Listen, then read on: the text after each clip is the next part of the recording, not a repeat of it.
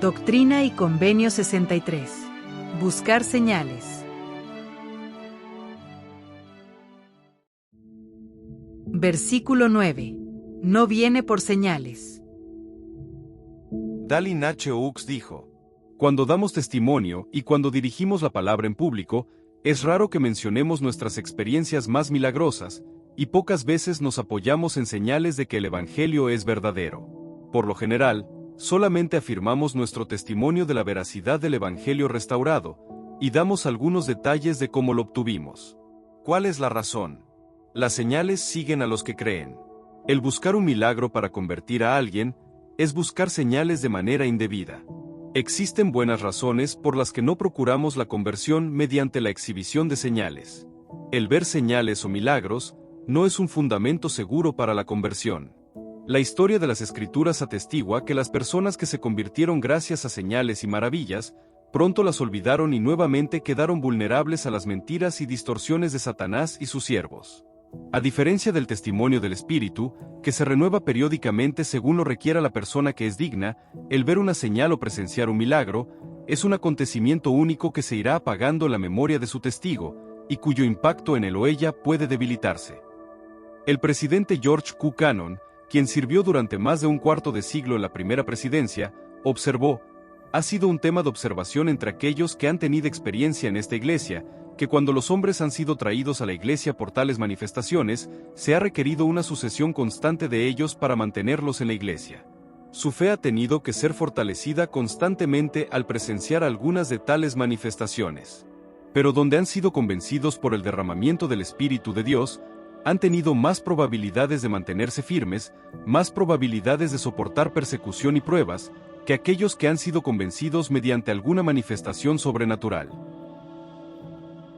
Boyd K. Packer dijo: en un mundo lleno de escepticismo y duda, la expresión ver para creer promueve la actitud de amuéstrame y creeré. Queremos ver primero todas las pruebas y toda la evidencia. Parece difícil aceptar las cosas por fe. ¿Cuándo aprenderemos que en las cosas espirituales funciona al revés? Creer es ver. La creencia espiritual precede al conocimiento espiritual. Cuando creemos en aquello que no se ve pero que es verdadero, entonces tenemos fe. Versículo 16. Mira para codiciarla. Dallin H. Oaks dijo: las historias y fotografías pornográficas o eróticas son peores que los alimentos malsanos o contaminados. El cuerpo tiene defensas que le permiten librarse de los alimentos en mal estado. Con algunas excepciones fatales, la comida contaminada hará que la persona enferme, pero no causará daño permanente. Por el contrario, la persona que se deleita en historias indecentes o en fotografías o literatura pornográficas o eróticas, las graba en ese maravilloso sistema de almacenamiento al que llamamos cerebro. El cerebro no vomitará lo indecente. Una vez que lo graba, permanece a la espera de ser recordado, destellando esas imágenes pervertidas por la mente, apartando a la persona de las cosas sanas de la vida. Aquellos que buscan la pornografía y la utilizan, renuncian al poder de su sacerdocio. Los que hacen uso de la pornografía, también pierden la compañía del espíritu. La pornografía produce fantasías que destruyen la espiritualidad. En forma repetida, las Escrituras nos enseñan que el Espíritu del Señor no morará en un tabernáculo impuro. Al participar dignamente de la Santa Cena, se nos promete que siempre tendremos el Espíritu del Señor con nosotros. Para ser merecedores de recibir esa promesa, hacemos convenio de recordarle siempre. Quienes buscan y usan la pornografía como estímulo sexual, obviamente violan ese convenio, y también violan el convenio sagrado de refrenarse de las prácticas impuras y profanas. No pueden tener el Espíritu del Señor consigo. La pornografía también causa heridas mortales en las más preciadas relaciones personales. La pornografía atrofia la capacidad de disfrutar de una relación emocional, romántica y espiritual normal, con una persona del sexo opuesto. Corroe las barreras morales que se levantan contra la conducta inapropiada, anormal o delictiva. Cuando se insensibiliza la conciencia, los que hacen uso de la pornografía tienden a llevar a la práctica lo que han visto, sin importar el efecto que eso pueda tener en su vida y en la vida de los demás. La pornografía también es adictiva, debilita la capacidad de decidir, y esclaviza a quienes la usan, haciéndolos volver obsesivamente por dosis cada vez mayores. Cuando alguien permite que los malos pensamientos permanezcan el suficiente tiempo en su mente, como para que el espíritu se retire, esa persona pierde su protección espiritual, y queda sujeta al poder y a la guía del adversario. Richard G. Scott dijo: "Deseo advertirles que Satanás es sumamente hábil para bloquear la comunicación espiritual, al inducir a la persona, mediante la tentación, a violar las leyes sobre las cuales se funda dicha comunicación. Incluso logra convencer a algunas personas de que ellas no pueden recibir esa guía del Señor. Satanás se ha convertido en un experto en el uso del poder adictivo de la pornografía para limitar la capacidad de dejarse guiar por el espíritu. La invasión de la pornografía en todas sus formas depravadas, corrosivas y destructivas, ha sido causa de incalculable dolor, sufrimiento, pena, y de la destrucción de matrimonios. Es una de las influencias más nocivas sobre la tierra.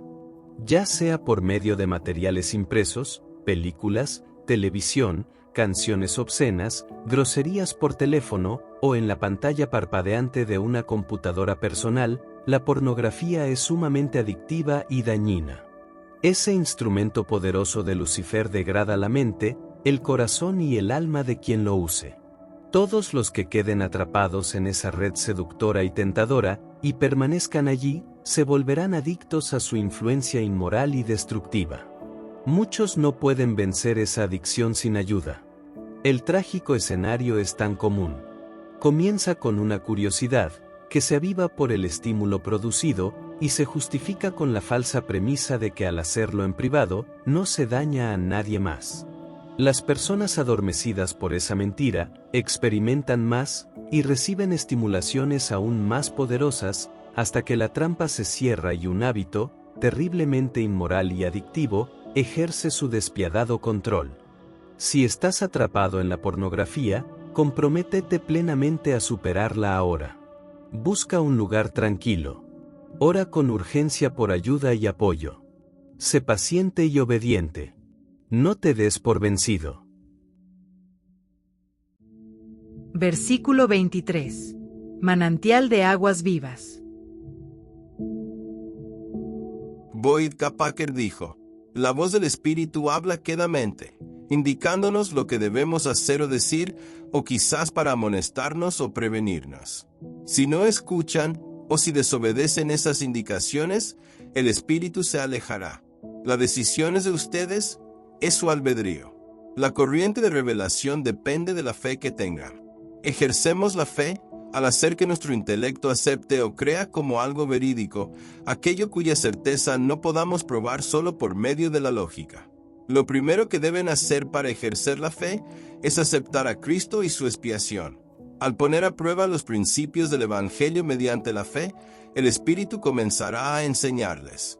Poco a poco, esa fe será reemplazada con el conocimiento. Serán capaces de discernir, de ver con ojos espirituales. Sean creyentes y su fe será constantemente fortalecida. Su conocimiento de la verdad aumentará, y su testimonio del Redentor, de la resurrección y de la restauración será como un manantial de aguas vivas que brota para vida eterna. Es entonces que recibirán dirección sobre las decisiones prácticas de su vida cotidiana. Versículo 24. Reunirse en Sión. Joseph Fielding Smith enseñó: a los primeros miembros se les amonestó en contra de crear antagonismo entre sus vecinos, muchos de los cuales sentían gran rencor hacia los miembros de la iglesia. El Señor dijo que la tierra no podía obtenerse por el derramamiento de sangre. Los que tenían el privilegio de congregarse allí no debían ir a Sión con prisa, sino gradualmente. La razón de ese consejo es evidente, puesto que la prisa llevaría a la confusión, a condiciones poco satisfactorias y a la pestilencia. Y además, crearía consternación y temor en el corazón de sus enemigos y suscitaría mayor oposición. Satanás deseaba destruirlos, y en su ira, procuraba agitarlos, tanto a ellos como a los viejos pobladores de Missouri, al conflicto y a la contención. John Corriel escribió: La iglesia comenzó a congregarse inmediatamente en el condado de Jackson, Missouri, y en relación a ese tema, estaban muy entusiasmados. Se les había mandado no ir con prisa, ni huyendo, sino que prepararan todas las cosas con anticipación. Se había de enviar dinero al obispo, y tan pronto como se compraran los terrenos y se hicieran los preparativos, el obispo había de informarlo para que la iglesia pudiera congregarse. No obstante, no se prestó atención a esa norma, pues la iglesia enloqueció con la idea de iración, como entonces se le llamaba. Los ricos temían mandar su dinero para comprar terrenos, y los pobres se abarrotaron en grandes números, sin que hubiera lugares provistos para ellos, lo que iba en contra del consejo del obispo y de otras personas, a tal punto que los viejos pobladores comenzaron a sentirse sumamente disgustados. Versículo 34. Apenas escaparán. José Smith dijo: expliqué en cuanto a la venida del Hijo del Hombre, y también de que es falsa la idea de que los santos se escaparán de todos los juicios, mientras los inicuos sufren, porque toda carne está sujeta al padecimiento, y los justos apenas escaparán. Aún así, muchos de los santos se librarán, pues los justos por la fe vivirán. Sin embargo, muchos de los justos caerán presa de las enfermedades, las pestilencias, etc., por motivo de la debilidad de la carne. Mas, no obstante, se salvarán en el reino de Dios. De modo que es un principio injusto decir que tales y cuales personas han transgredido, porque han sido víctimas de las enfermedades o de la muerte, pues toda carne está sujeta a la muerte. Y el Salvador ha dicho: no juzguéis, no sea que seáis juzgados. Versículo 51. Serán cambiados. Joseph Fielding Smith enseñó: los hombres sobre la tierra seguirán siendo mortales, pero les ocurrirá un cambio que les dará poder sobre la enfermedad y la muerte.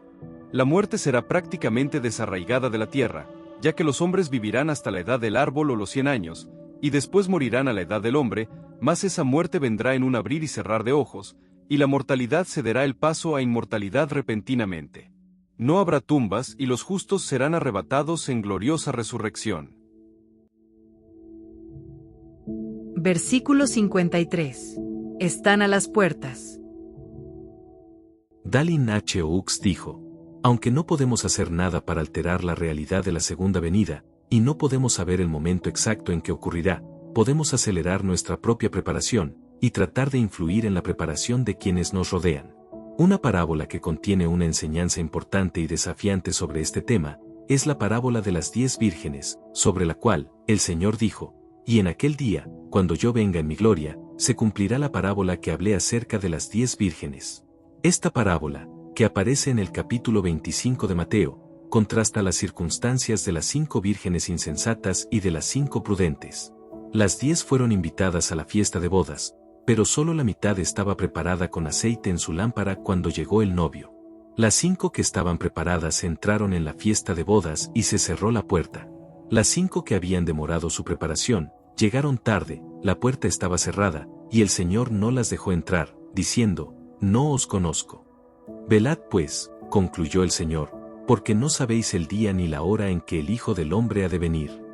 Los cálculos aritméticos de esta parábola son espeluznantes. Las 10 vírgenes obviamente representan a los miembros de la Iglesia de Cristo, porque todas fueron invitadas a la fiesta de bodas, y todas sabían lo que se requería para ser admitidas cuando el novio llegara, pero solo la mitad estuvo lista cuando él llegó. ¿Qué tal si el día de su venida fuese mañana? Si supiéramos que mañana nos encontraríamos con el Señor, ya fuese por medio de nuestra muerte prematura, o de su inesperada venida, ¿qué haríamos hoy? ¿Qué confesiones haríamos? ¿Qué dejaríamos de hacer? ¿Qué problemas o desacuerdos solucionaríamos? ¿A quién perdonaríamos? ¿De qué cosas testificaríamos?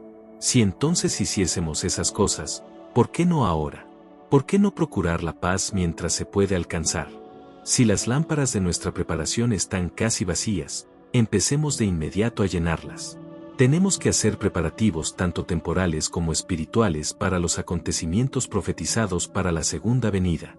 Y la preparación que es más probable que descuidemos es la menos visible y la más difícil, La espiritual. Un equipo de emergencia de 72 horas puede ser de valor para los desafíos terrenales, pero tal como lamentablemente lo aprendieron las vírgenes insensatas, un equipo de emergencia de 24 horas de preparación espiritual tiene un valor más grande y perdurable. Versículo 61. Mi nombre en sus labios.